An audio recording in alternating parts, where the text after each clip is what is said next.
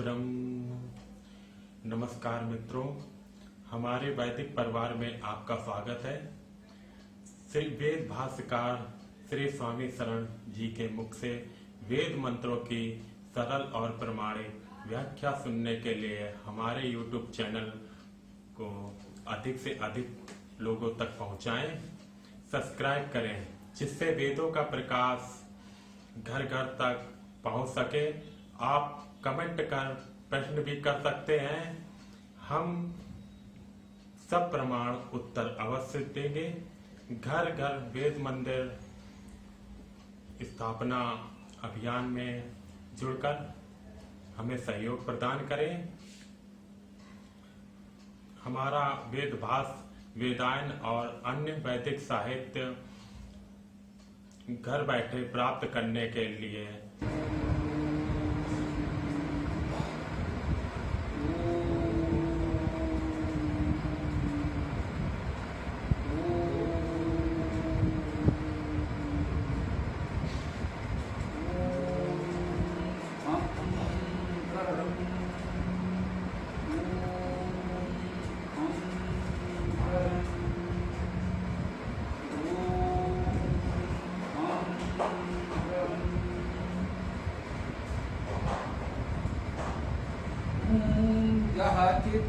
आपः महिना पर्यपश्यत् दक्षं दधाना जनयन्ति यज्ञं यो देवेष्वधिदेवेऽपि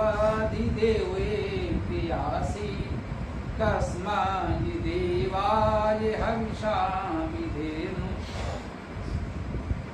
जो व्याप्त हो देखता है महत से, जो धारता दक्ष जन यज्ञ करता, जो देव गण में महादेव स्वामी, किस देव के हेतु धारे हविष्य हम, ओम देव के हेतु धारे हविष्य हम।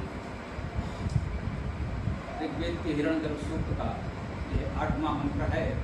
आज हम इस पर चर्चा करेंगे। यह जो चित्त चेतन भी है, चित्त चेतना चेतन प्रशिष्ट भी है, जो चेतन है कहें वही चेतन स्वरूप है और उसकी चेतना से ही हम सब चेतन हैं। आप व्याप्त प्राप्त, पहले भी ये शब्द आया है तो चर्चा हुई होगी। आप शब्द है, अर्थ भी है, इसी में प्रा उपसर्ग लगता है तो प्राप्त हो जाता है, बी उपसर्ग लगता है तो व्याप्त हो जाता है, व्यापक हो जाता है।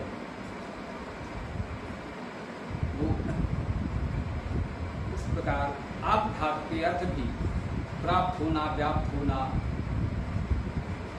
जानना, जाना, गतिशीलता का भाव भी इसमें है और होना का भी लिखा हुआ है।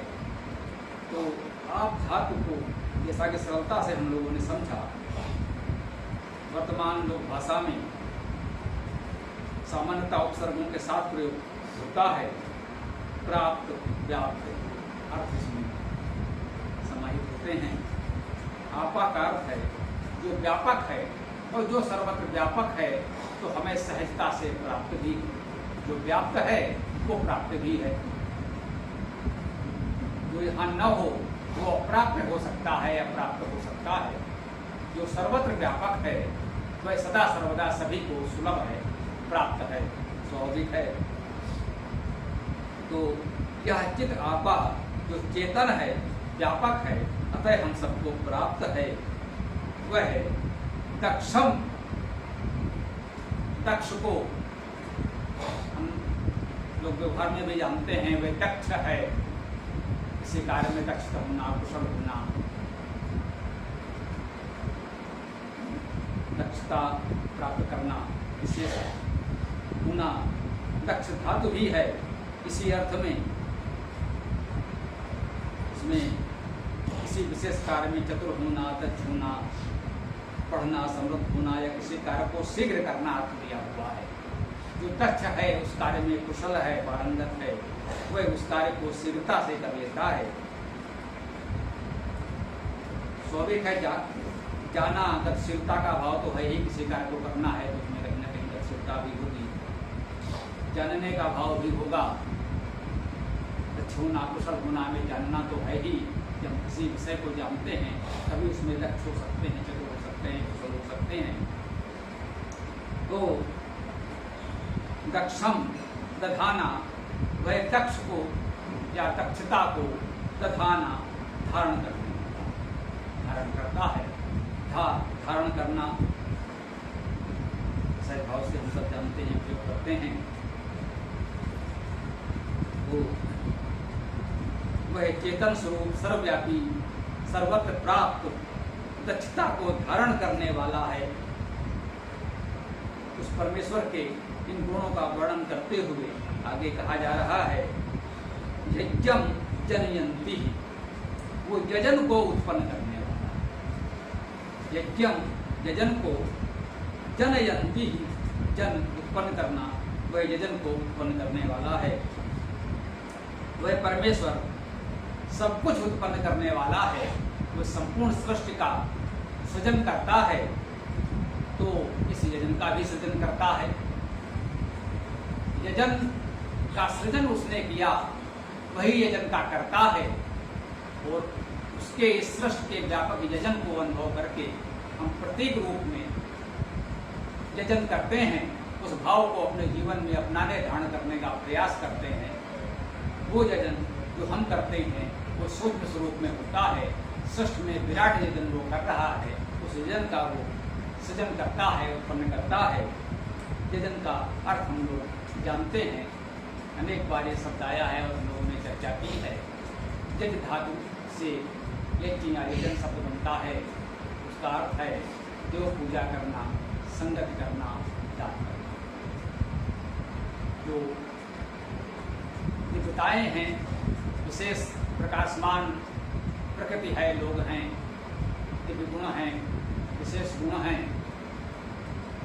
उन गुणों का पूजन, सेवन करना। और जो समाज के दिव्यजन हैं, इस प्रकार से विशेष प्रसाद प्रकाशमान है, जिनको दक्ष भी कहा गया, जो विभिन्न विषयों में, योग्यताओं में, विद्याओं में दक्ष हैं, वही देवजन हैं। इस मंत्र में यह भी स्पष्ट हो रहा है कि देवजन किन्हें कहा जा रहा है, जो दक्ष हैं। उन दक्ष जनों को जो विशेष रूप से धारण करता है, वैसे तो संपूर्ण सृष्टि उसी के द्वारा धारित है, यहाँ विशेष रूप से कहा जा रहा है कि वो दक्ष जनों को धारण करता है, तब यजन को उत्पन्न करता है। तो इस प्रकार से देव पूजा है। पूजन का अर्थ भी हम लोग स्पष्ट कर चुके हैं। पूजन का अर्थ है उसका संरक्षण करना, सेवा करना, उसकी आवश्यकताएं पूर्ण करना, प्रकृति का संरक्षण अर्थात उसे प्रदूषण से बचाना, अनावश्यक दोहन न करना, वनों का संरक्षण करना है, नष्ट नहीं करना है, वायु को प्रदूषण से बचाना है, जल को प्रदूषण से बचाना है। ये हुआ प्रकृति के देवत्व का, जो प्रकृति के दिव्य तत्व हैं, उन देवों का संरक्षण करना। इसी प्रकार जो समाज के दक्ष जन हैं, विशेष प्रकाशमान सुयोग्य जन हैं, उन्हें देव कहा गया है, तो उनके भी संरक्षण किया जाए, उनकी आवश्यकताएं पूर्ण की जाएं, उचित साधन, सहयोग, सम्मान दिया जाए। यह उनका पूजन हुआ। तो देव पूजा, संगति, ऐसे लोगों को संगत किया जाए, संगठित किया जाए और समाज के अच्छे कार्यों के लिए कुछ दान किया जाए। मिलजुल कर समाज में सब प्रवृत्तियों को आगे बढ़ाया जाए, अच्छे कार्यों को गति दी जाए, ये यजन का भाव है। उनको जनयंती उत्पन्न करने वाला है वो। कैसे? महीना, महीना महत्व से, महिमा द्वारा। मह का अर्थ भी महत्ता, महानता हम सब जानते हैं। मय धातु है, इसका अर्थ भी है महत्व होना, सम्मान करना, सत्कार करना। पूजा करना पूज्य होने का भाव भी है, वही श्रेष्ठता महत्ता का भाव है। इसमें कहा है महत्व होना, सम्मान करना। मई धातु भी है, जिसका अर्थ है चमकना, प्रकाशित होना, बढ़ना, बोलना, कहना भी है। तो वो अपनी महत्ता से, अपने प्रकाश से परि अपश्यत, परितः सब ओर से अपश्यत देखता है। पश्य धातु का अर्थ देखना है, हम सब जानते हैं। तो वह परमेश्वर अपनी महिमा से सर्वत्र सर्वथा सब कुछ परितः देखता है। किसी और के सहायता की उसे आवश्यकता नहीं, वे तो स्वयं सर्वसमर्थ है। अतएव संपूर्ण सृष्टि को, जो उसका ही सृजन है, परितः देखता है, सब ओर से पूर्णता देखता है। उसके दृष्टि से कुछ भी बचा हुआ शेष नहीं रह सकता है, उसके दृष्टि से कुछ भी बच नहीं सकता, छिप नहीं सकता। संभवतः ये भाव यहाँ व्यक्त करने का प्रयास किया जा रहा है। परिपश्यत से जो परितः देखता है, और इन सारे गुणों का वर्णन करते हुए अंत में इस मंत्र में कहा जा रहा है, यह जो देवेषु, देवों में, पहले भी निवेदन किया है, जब उस परमेश्वर की बात होती है तो देव शब्द एक वचन में आता है, और जब प्रकृति और मनुष्यों की, हम लोगों की बात होती है तो देव बहुवचन में आता है। यहाँ देवेश कहा है, देवों में, प्रकृति की विभिन्न दिव्य शक्तियों में अथवा समाज के देवजनों में, विशेष सुयोग दक्ष प्रकाशमान जनों में, कहते हैं जितने भी देव हैं, प्रकृति में हो, समाज में हो, जो भी हो, जड़ हो, चेतन हो, उन सभी देवों में एक अधि देव आसी, वह जो इन सभी देवों में एक ही देव आसी था या है। सामने कहा वेद में भूतकाल और वर्तमान काल का भेद यहाँ आकर मिल जाता है, क्योंकि यहाँ सब कुछ शाश्वत सत्य का वर्णन है। वह सदा था, सदा है और सदा रहेगा। तो कह रहे हैं कि वह सभी देवों में एकमात्र अधिदेव है। देव तो बहुत से हैं, प्रकृति में भी, समाज में भी, हम में, आप में देवत्व तो है। हम सब एक अंश में देव हैं। बहुत से लोगों में देवत्व अति विकसित होता है, उन्हें हम समाज के विशेष देवजन कहते हैं। लेकिन इन सभी देवों में अग्नि, वायु, जल, प्रकाश, ध्वनि आदि जो प्रकृति की शक्तियां हैं, इनको देव कहा गया है। इन सारे देवों में वह एक अधिदेव है। इन देवों से अधिक देव वह एकमात्र परमेश्वर है।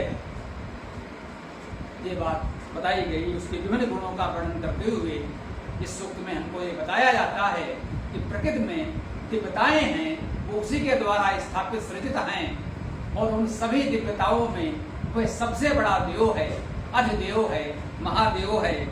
और अंत में कहते हैं कि जो इन गुणों से युक्त है, उन सारे देवों का अधिदेव है, उसके अतिरिक्त कस्मय देवाय हविषा विधेन, कस्मय किसके लिए, देवाय देव के लिए, और किस देव के लिए, हविषा हविष, जो भी हमारा दान है, आदान प्रदान है, जो भी देव पदार्थ विधान करें, विशेष रूप से धारण करें, दान करें, समर्पण करें, विधेन में ये सारे समाहित हैं। तो कहते हैं जो परमेश्वर इन संपूर्ण गुणों से युक्त है, जो सभी देवों में एकमात्र अधिदेव है, उसके अतिरिक्त और किसके लिए हम हविष का विधान करेंगे, अर्थात किसी अन्य के लिए नहीं।